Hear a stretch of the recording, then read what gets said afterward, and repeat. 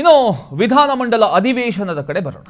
ಇವತ್ತಿನಿಂದ 10 ದಿನಗಳ ಕಾಲ ವಿಧಾನಮಂಡಲ ಅಧಿವೇಶನ ಇರುತ್ತೆ. ಸದನಗಳಲ್ಲಿ ಸರ್ಕಾರವನ್ನು ಇಕ್ಕಟ್ಟಿಗೆ ಸಿಕ್ಕಾಕ್ಸೋದಕ್ಕೆ ವಿಪಕ್ಷಗಳು ಸಜ್ಜುಗೊಂಡಿದೆ. ಉಭಯ ಕಲಾಪಗಳಲ್ಲಿ ಹಲವು ವಿಚಾರಗಳ ಬಗ್ಗೆ ಚರ್ಚೆಗೆ ಪಟ್ಟು ಹಿಡಿಯಲಾಗಿದೆ. ಅಧಿವೇಶನದ ಆರಂಭದಲ್ಲೇ ಗದ್ದಲ ಉಂಟಾಗ್ತಕ್ಕಂಥ ಎಲ್ಲ ಸಾಧ್ಯತೆಗಳು ಇದ್ದಾವೆ. ಇವತ್ತಿನಿಂದ 10 ದಿನಗಳ ಕಾಲ ವಿಧಾನಮಂಡಲ ಅಧಿವೇಶನ ನಡೆಯುತ್ತೆ. ಆಡಳಿತ ಪಕ್ಷ ಹಾಗೂ ವಿಪಕ್ಷಗಳ ನಡುವೆ ಜಿದ್ದಾಜಿದ್ದಿನ ಕದನಕ್ಕೆ ವೇದಿಕೆ ಸಿದ್ಧವಾಗಿದೆ. ಅಧಿವೇಶನದ ಆರಂಭದಲ್ಲಿ ಸರ್ಕಾರವನ್ನು ಇಕ್ಕಟ್ಟಿಗೆ ಸಿಕ್ಕಾಕ್ಸೋದಕ್ಕೆ ಬಿಜೆಪಿ ಸೇರಿದಂತೆ ವಿಪಕ್ಷಗಳು ಹಲವು ಅಸ್ತ್ರಗಳೊಂದಿಗೆ ಸದನಕ್ಕೆ ಎಂಟ್ರಿ ಕೊಡೋದಕ್ಕೆ ಈಗಾಗಲೇ ಸಜ್ಜಾಗಿದೆ. ಉಭಯ ಸದನಗಳ ಕಲಾಪದಲ್ಲಿ ಹಲವು ಪ್ರಮುಖ ವಿಚಾರಗಳನ್ನು ಪ್ರಸ್ತಾಪಿಸಿ ಸರ್ಕಾರದಿಂದ ಉತ್ತರ ಪಡೆಯುವುದಕ್ಕೆ ವಿಪಕ್ಷಗಳು ಪಟ್ಟು ಹಿಡಿಯುತ್ತವೆ. ಹೀಗಾಗಿ ಅಧಿವೇಶನದ ಮೊದಲ ದಿನವೇ ಒಂದು ರೀತಿಯಲ್ಲಿ ಗದ್ದಲ, ಪ್ರತಿಭಟನೆ, ಆರೋಪ ಪ್ರತ್ಯಾರೋಪ ಇವೆಲ್ಲದಕ್ಕೂ ಕೂಡ ವೇದಿಕೆಯಾಗ್ತಕ್ಕಂಥ ಸಾಧ್ಯತೆಗಳಿದೆ. ಸೊ ಈಗ ಒಂದಿಷ್ಟು ವಿಚಾರಗಳು ಇವತ್ತು ಚರ್ಚೆ ಆಗುವಂಥ ಸಾಧ್ಯತೆ ಇದೆ. ಈಗ ಆರ್ ಅಶೋಕ್ ಅವರು ಹೇಳಿದರು, ಈಗ ಒಂದಿಷ್ಟುಗಳನ್ನು ವಿಚಾರಗಳು ಕರ್ನಾಟಕದಲ್ಲಿ ಏನೇನು ನಡೀತಾ ಇದ್ದಾವೋ ಆ ವಿಚಾರಗಳನ್ನು ಮುಂದಿಟ್ಕೊಂಡು ಈಗ ಆರ್ ಅಶೋಕ್ ಅವರು ಕೂಡ ವಾದ ಮಾಡ್ತಾರೆ. ಹಲವು ವಿಚಾರಗಳನ್ನು ಅಸ್ತ್ರವಾಗಿಸಿಕೊಳ್ಳೋದಕ್ಕೆ ಈಗ ಸಿದ್ಧವಾಗಿದೆ. ಸಿಬಿಐ ಇಡಿ ತನಿಖೆ ಎದುರಿಸ್ತಿರ್ತಕ್ಕಂಥ ಬಿ ನಾಗೇಂದ್ರಗೆ ಸಚಿವ ಸ್ಥಾನ ಕೊಟ್ಟಿದ್ದಾರೆ. ಅದನ್ನು ತಪ್ಪಿಸಬೇಕು. ರೈತರ ವಿರೋಧದ ನಡುವೆಯೂ ಬಿಡದಿ ಟೌನ್ಶಿಪ್ ನಿರ್ಮಾಣ ಆಗ್ತಾ ಇದೆ. ರಾಜ್ಯದಲ್ಲಿ ಬರ ನಿರ್ವಹಣೆಯಲ್ಲಿ ಸರ್ಕಾರ ವಿಫಲ ಅಂತ ಆರೋಪ ಕೇಳಿಬರ್ತಾ ಇದೆ. ಸರ್ಕಾರದ ವೈಫಲ್ಯಗಳನ್ನು ಎತ್ತಿ ಹಿಡಿದು ತರಾಟೆ ತೆಗೆದುಕೊಳ್ಳೋದಕ್ಕೆ ಎಲ್ಲ ರೀತಿಯ ತಯಾರಿ ಕೂಡ ನಡೀತಾ ಇದೆ. ಸಚಿವ ಬಿ ನಾಗೇಂದ್ರ ರಾಜೀನಾಮೆಗೆ ಮೊದಲು ಪಟ್ಟಿ ಹಿಡಿಯೋದಕ್ಕೆ ಈಗ ಆರ್ ಅಶೋಕ್ ಅವರು ಮೊನ್ನೆಯಿಂದ ಕೂಡ ಹೇಳ್ತಾ ಇದ್ದಾರೆ, ಇದು ಆಗೋ ತನಕ ನಾವು ಬಿಡೋದಿಲ್ಲ ಅಂತ. ಯಾವ ರೀತಿ ಕೊಟ್ಟರು ಬಿ ನಾಗೇಂದ್ರ ಅವರಿಗೆ ಸಚಿವ ಸ್ಥಾನ? ಅವರ ವಿರುದ್ಧ ಏನೇನೋ ಆರೋಪಗಳಿದ್ದಾವೆ. ಇಂತಹ ಸಂದರ್ಭದಲ್ಲಿ ಅವರಿಗೆ ಸಚಿವ ಸ್ಥಾನ ಕೊಡೋ ಅವಶ್ಯಕತೆ ಇತ್ತಾ ಅಂತ ವಿಪಕ್ಷಗಳಿಗೆ ತಿರುಗೇಟು ಕೊಡೋದಕ್ಕೆ ಇನ್ನೊಂದು ಕಡೆ ಸರ್ಕಾರ ಕೂಡ ಸಿದ್ಧತೆಯನ್ನ ಮಾಡ್ಕೊಂಡಿದೆ.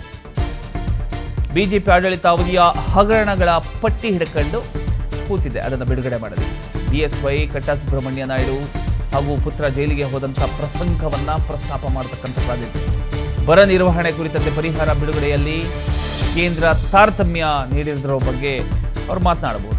ಟೌನ್ಶಿಪ್ ವಿಚಾರದಲ್ಲಿ ಎಚ್ಚರಿಕೆ ಕಾಲದ ದಾಖಲೆಗಳು, ಆ ಒಂದು ವಿಚಾರಕ್ಕೆ ಸಂಬಂಧಪಟ್ಟ ಹಾಗೆ ಸರ್ಕಾರ ಮಾತನಾಡತಕ್ಕಂಥ ಒಂದು ಸಾಧ್ಯತೆಗಳು ಕೂಡ ಇದ್ದಾವೆ. ಈಗ ವಿಶೇಷವಾಗಿ ಸಿಬಿಐ ಹಾಗೂ ಇಡಿ ತನಿಖೆ ಎದುರಿಸ್ತಿರ್ತಕ್ಕಂಥ ಬಿ ನಾಗೇಂದ್ರ ಅವರಿಗೆ ಮತ್ತೆ ಸಚಿವ ಸ್ಥಾನ ನೀಡಿರತಕ್ಕಂಥ ವಿಚಾರವನ್ನು ವಿಪಕ್ಷಗಳು ಪ್ರಮುಖ ಅಸ್ತ್ರವಾಗಿ ಬಳಸಿಕೊಳ್ಳೋದಕ್ಕೆ ಸಿದ್ಧತೆ ಮಾಡ್ಕೊಂಡಿದೆ. ನಾಗೇಂದ್ರ ರಾಜೀನಾಮೆಗೆ ಆಗ್ರಹಿಸಿ ಸದನದ ಒಳಗೋ ಹೊರಗೂ ಸರ್ಕಾರದ ವಿರುದ್ಧ ಒತ್ತಡ ಹೇರತಕ್ಕಂಥ ಪ್ಲಾನ್ ಮಾಡಿವೆ. ಸೊ ಇವತ್ತಿನ ಒಂದು ಮೊದಲ ದಿನದ ಅಧಿವೇಶನ ಯಾವ ರೀತಿ ಇರುತ್ತೆ, ಇದರ ಬಗ್ಗೆ ಇನ್ನಷ್ಟು ಡೀಟೇಲ್ಸ್ ಕೊಡ್ತಾರೆ ನಮ್ಮ ಪ್ರತಿನಿಧಿ ತಿಮ್ಮೇಗೌಡ. ಎಸ್ ತಿಮ್ಮೇಗೌಡ, ಈಗ ಅಧಿವೇಶನದ ಮೊದಲ ದಿನವೇ ಯಾವ್ಯಾವ ವಿಚಾರಗಳು ವಿಪಕ್ಷಗಳು ಪ್ರಮುಖವಾಗಿ ಪ್ರಸ್ತಾಪಿಸ್ತಕ್ಕಂಥ ಸಾಧ್ಯತೆ ಇದೆ? ಇವತ್ತೇ ಗದ್ದಲ ಉಂಟಾಗ್ತಕ್ಕಂಥ ಸಾಧ್ಯತೆ ಏನಾದರೂ ಇದೆಯಾ ಅಂತ?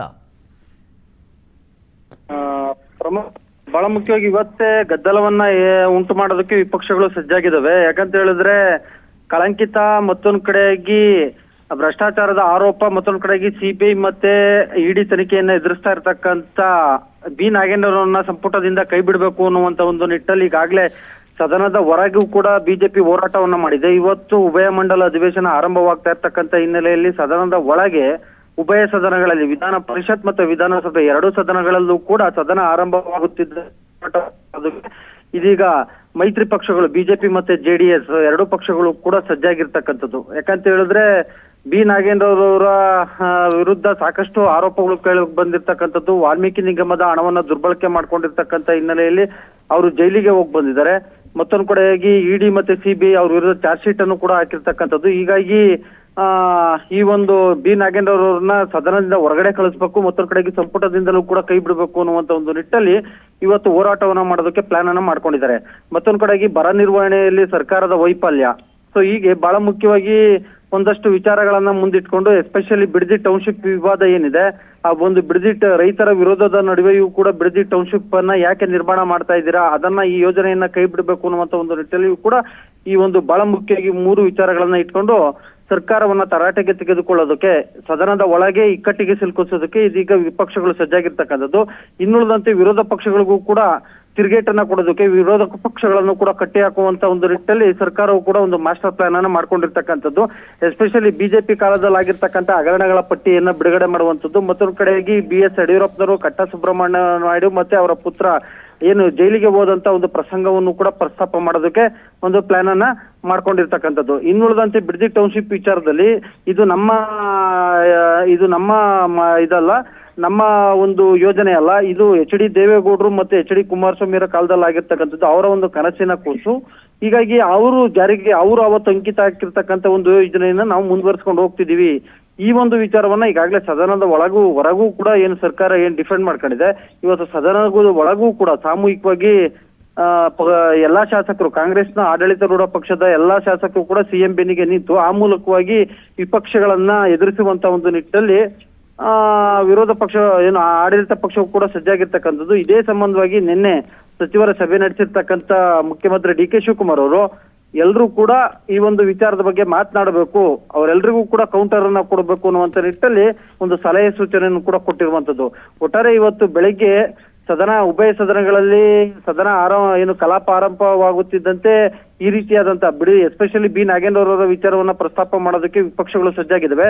ಆದ್ರೆ ಇವತ್ತು ಅಗಲಿದ ಗಣ್ಯರಿಗೆ ಸಂತಾಪ ಸೂಚನೆ ಇರ್ತಕ್ಕಂಥ ಹಿನ್ನೆಲೆಯಲ್ಲಿ ಸಹಜವಾಗಿ ಇವತ್ತು ಮಧ್ಯಾಹ್ನದವರೆಗೂ ಕೂಡ ಸಂತಾಪ ಸೂಚನೆ ಕೂಡ ನಡೆಯುತ್ತೆ.